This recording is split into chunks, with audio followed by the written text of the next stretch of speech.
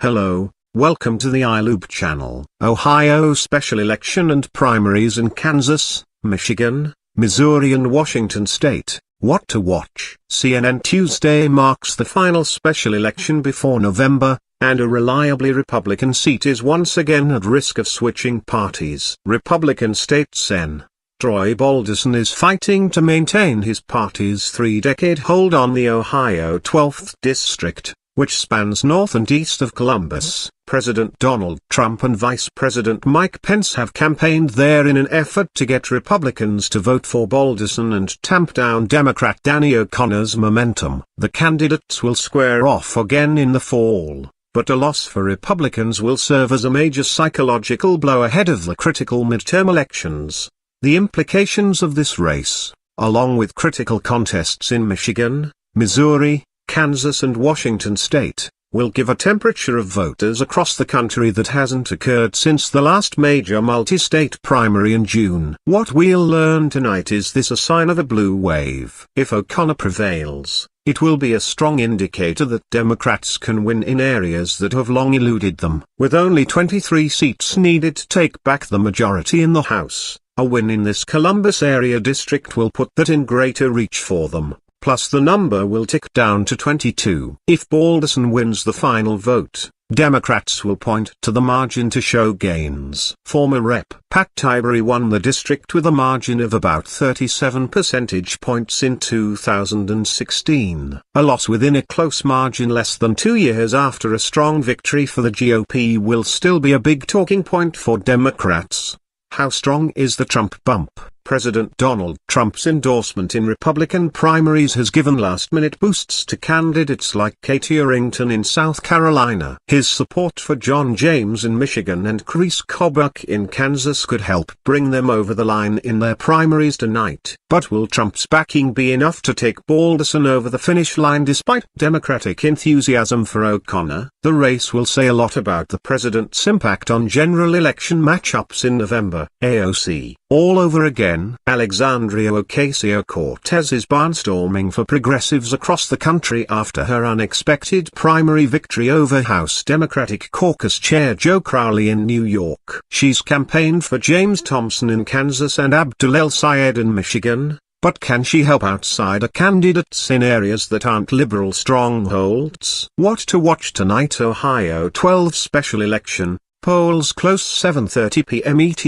Like many races this year, this has come down to turning out the base. Trump stumped here on Saturday to turn out his base. He won the district with 52% in 2016. O'Connor will need Democrats to turn out in droves, combined with some flips from independents and Republicans. A mid-August race with a potential for low turnout could be the right mix for Democrats. They are hoping to replicate Conor Lamb's impressive victory in Pennsylvania earlier this year, rather than Hiral-type Ernini's close but ultimate loss in Arizona. Like the Arizona special election, both candidates will face off again in November. Kansas, all polls closed by 9 p.m. ET.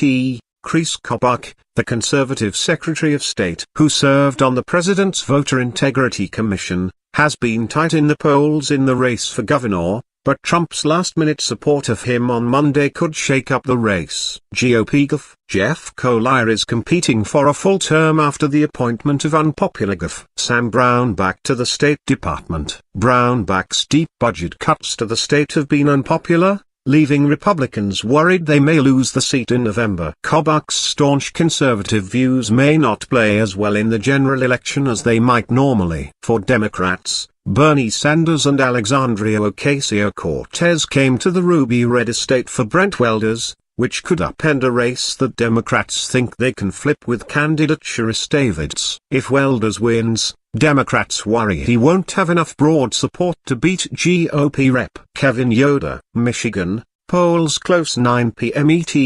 The Democratic race for the open governor's seat once again pits a Sanders progressive outsider against a well-known Democratic leader. Former state Senate Majority Leader Gretchen Whitmer has tried to boost her liberal bona fides with her experience, focusing her campaign on her work to expand Medicaid in the state. She's leading in the polls, but it was the Wolverine state that gave Sanders an unexpected win during the 2016 primaries. Abdul El-Sayed, whom Sanders has campaigned hard for, is hoping to bring those voters out again. If he wins the primary and wins in November, he would be the nation's first Muslim governor. On the Republican side, John James, an African-American Iraq War vet, got a boost from the president that could put him over the top and shake up the Senate race against three-term Sen. Debbie Stabenow. Stabenow is expected to win in the fall, but James could prove to be a formidable foe. Missouri,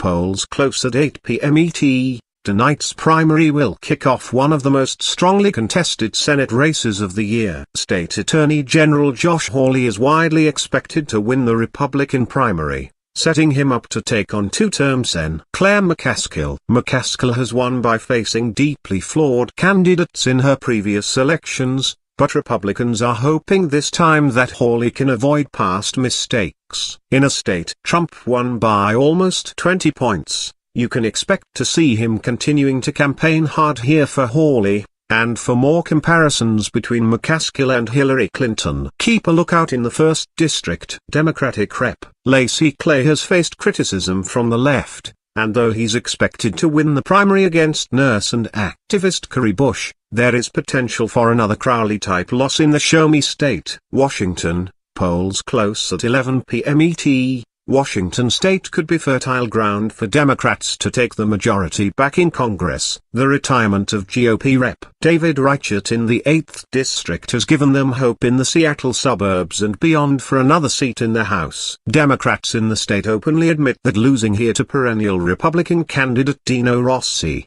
assuming he advances as expected in the open primary, would be embarrassing for the party. The real piece de resistance in Washington, and for Democrats overall, could come in the 5th District, where House GOP Conference Chair Kathy McMorris Rodgers will most likely face a tough fight against former WSU Chancellor Lisa Brown. Polls are tightening in the race, giving Democrats hope they can take out the number 4 Republican in the House. Please like and subscribe to support iLoob channel.